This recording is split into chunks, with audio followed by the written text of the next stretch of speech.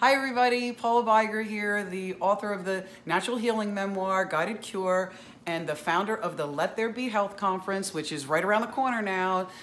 Getting very excited, Saturday, November 3rd, and I'm going to use my notes today because, you know, it's a rainy day in New Jersey today, and I think the subject matter is getting to me a little bit, but I want to get all the information straight, so, you know, bear with me with my notes this time.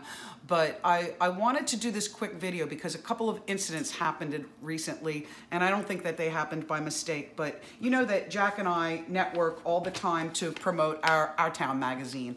Well, this year when we're out networking, we have been promoting the Let There Be Health Conference. So two of these incidents have happened at networking meetings, and one was a solicitation phone call that came to the house. So the first encounter is really heartbreaking because after finding out that I was the author of Guided Cure, this fella sought me out and he wanted to tell me, continue doing what you're doing until somebody listens, till people start listening to you.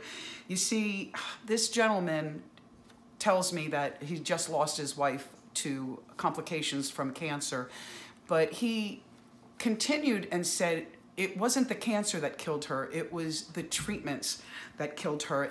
This is a really tough conversation because he was telling me how the medication ate away at her stomach lining, and then her organs started closing down, then her throat closed down, and eventually she ended up starving to death. So, you know, nobody wants to talk about this because it's too hard to hear. He told me that he wished he was given choices, and if he was given choices, he may have tried a different choice. But, you know, when something like this happens to me, when God puts people like this in my path, I feel that he uses ordinary people like me and you to help other ordinary people like me and you. So it just gave me the passion to continue on to share what I'm sharing. The second incident is equally as heartbreaking because this was another networking meeting, completely different people, completely different venue.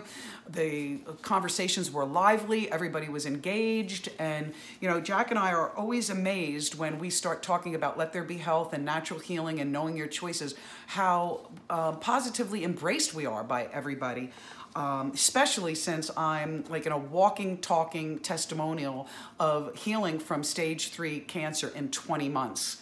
So this gal was really excited about Let There Be Health, and she was even looking for an integrative doctor, and I was happy to give her Dr. Bardis's information, and other people were asking, you know, what did you do? And I'm so happy to share this kind of stuff. And then all of a sudden, a fella at the table said, hey, are you saying that conventional medicine doesn't work? And I was like, gosh, I hope that's not what I sounded like, because I'm not saying that at all. I mean, if I'm in a car accident and one of my limbs are hanging off, please rush me to the nearest hospital, get me that surgeon, because in America, you know, we're pretty good at trauma, and, you know, I'm pretty pleased with that. But as far as degenerative diseases, particularly cancer, we could do a little better. You know, I started talking about the Grease test that is very rarely used, which is surprising because it is a blood test that will tell you what kind of chemotherapy would work for you and if chemotherapy would work at all. Well, when I started talking about that, he threw his hands up in the air and said, I can no longer be part of this conversation. Well, everybody at the table was like, wow, what just happened? And, you know, for me, it was like knowing that 1 in 3 women and 1 in 2 men are going to experience a cancer diagnosis in their lifetime. I knew that either something probably not positive happened to him, either to himself or a family member, or, you know, even if he has doctors who are family members, I don't understand why you're not open to hear the alternatives. I think as a society, we should respect each other's choices. So but it did give me the passion to continue to share that we do have choices when it comes to our health care. So that brings me to the third incident, and basically a couple days ago I received a phone call. They wanted me to put my ad into another venue somewhere.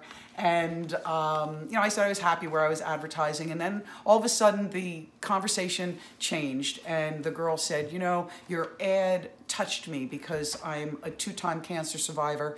And all of a sudden it wasn't a sales call anymore. It was just two girls talking, because when you bring up cancer, they either have had it or know somebody who has had it. And she told me that 10 years ago she had cervical cancer, and then 5 years ago she had breast cancer, and then this year she needed a liver transplant. And she went on to tell me that her sister was a doctor, reviewed her case, and when she did the research, she realized that it was the tamoxifen that she was on for a very long time that caused her liver failure.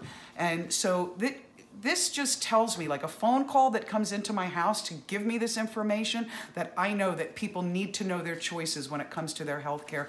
You should not give that power away to anybody, not a doctor, not a pharmaceutical, no one for that matter. So come to Let There Be Health. Learn what your choices are. Do your own research so that you feel comfortable with what you're doing for yourself. And if this touches you in any way and you think anybody should hear this, please share this video. I'm going to put something in the heading how you can register for Let There Be Health. We look forward to seeing you there. See you soon. Bye.